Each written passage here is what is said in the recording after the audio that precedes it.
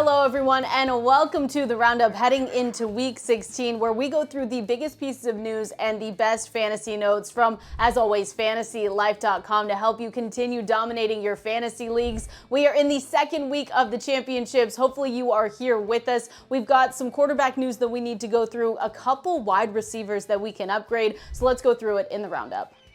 All right, heading into week 16, we need to talk about a wide receiver who may have underperformed up until this point, but whose utilization is borderline wide receiver one worthy. Let's check it out. Now, I know that everyone might be off the Calvin Ridley hype train, and it is completely understandable why. But based on the utilization report from Dwayne McFarland, we could be seeing some bigger boom games from Calvin Ridley.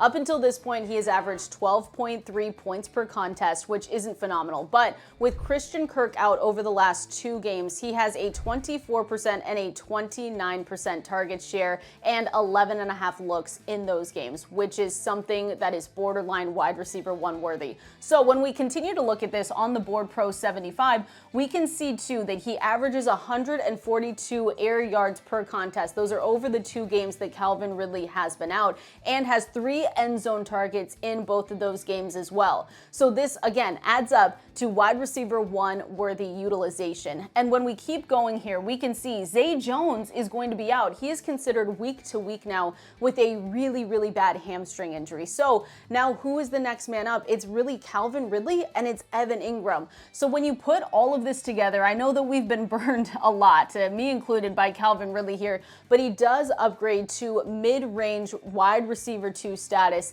and could quickly become even bigger in these next two games for the fantasy playoffs. So I know we've written him off before, but maybe if you're looking at Calvin Ridley, make sure you go check out our projections and go and check out where we like him in the utilization report to see if he should be in your starting lineups.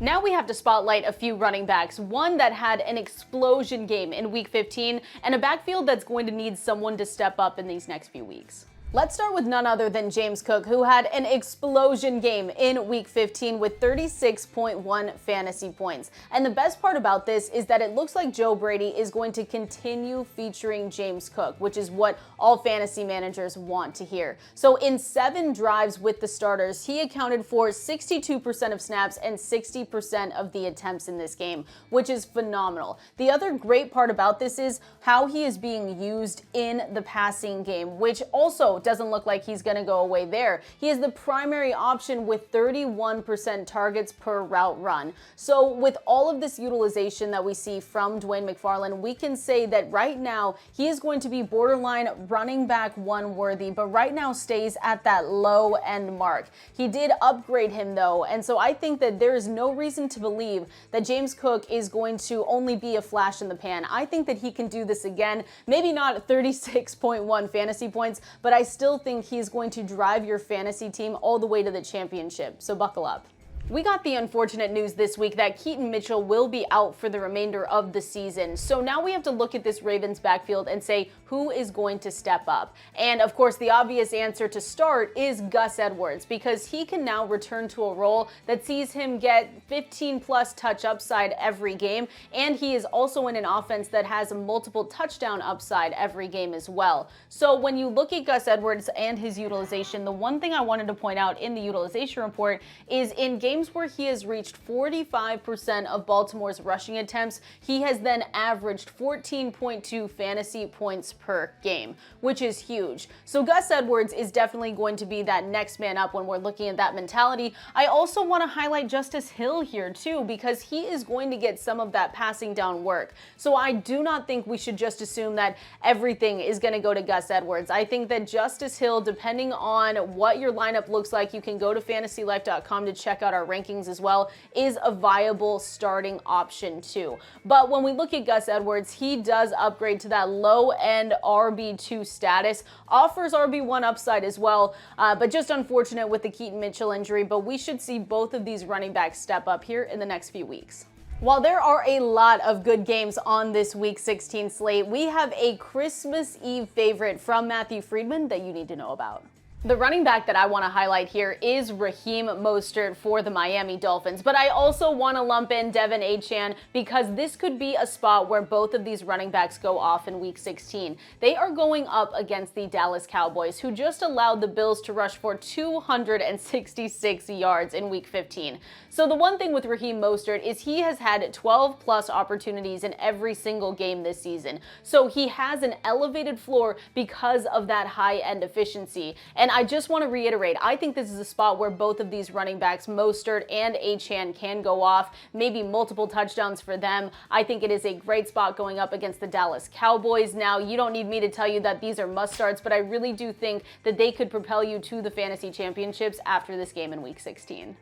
We've had some veteran wide receivers not live up to their expectations this season, but there is one wide receiver that we can finally upgrade going into Week 16, and Dwayne McFarland is here to tell us who it is.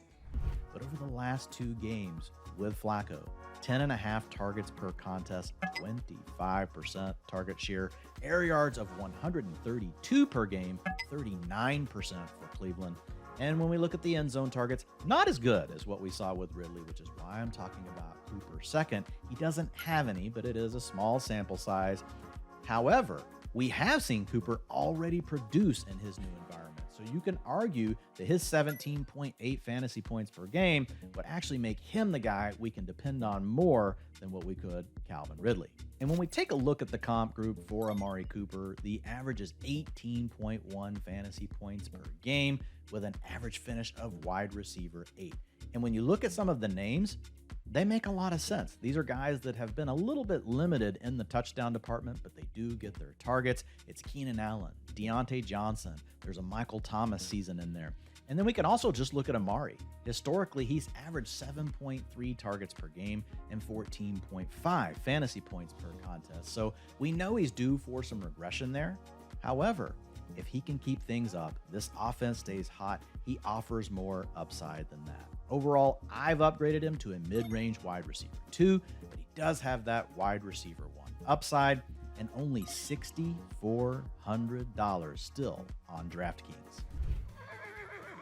All right, now it is one of our favorite times of the show. Time to go through our Underdog Pick'em plays for Week 16. But before we do, as always, make sure you go to UnderdogFantasy.com and use promo code LIFE. They will match your first deposit of up to $100 when you do that. So now let's get into our favorite plays for this weekend.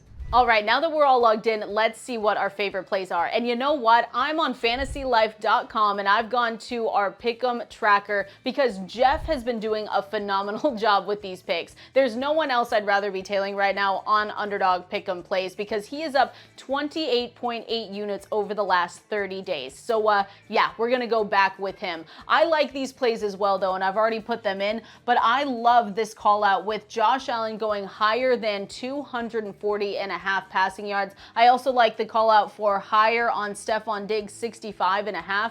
I mean, Josh Allen, we just saw it. What was the quote that he gave? It's like doing a group project and still getting an A even though he didn't do any work. That's what we saw last week in Week 15 with that big James Cook game. So I can expect him going up against a bad Chargers team that doesn't have much to play for anymore and going off. I see the same thing for Stefon Diggs. I really like to believe that this is a bounce back game. He has been very quiet over the last few games. And then, of course, to round it out, I really do like this higher than 59.5 receiving yards for Amari Cooper, too. They've got Joe Flacco. They are in the playoff mix. So why not think that that connection can continue to grow? So I love these 3 picks. And again, you can find even more. I'm not going to show you, but you can find even more at FantasyLife.com, where we have our free bet tracker and our Underdog Picks for Week 16. So make sure you go over there and lock them in. All right, that was the roundup for Week 16. As always, thank you so much for joining me. I hope you have a great and safe holiday weekend. And as always, FantasyLife.com is where you can go and subscribe to our newsletter that is 100% free and where you can go and see all of our free tools. We've got rankings and tiers, utilization report, projections, everything to get you into championship weekend. We'll see you next time.